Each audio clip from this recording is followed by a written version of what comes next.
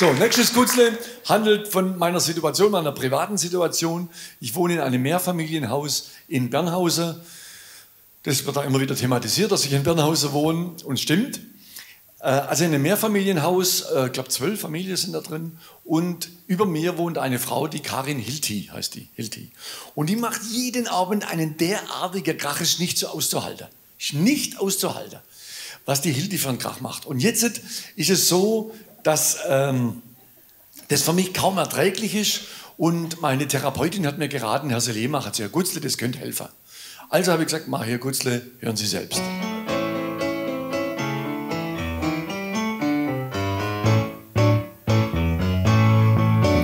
In der Hütte wohne ich jetzt seit einem Jahr, ich halt's jetzt nicht mehr aus. Die alte Schelter über mir ist jede Nacht dermaßen laut.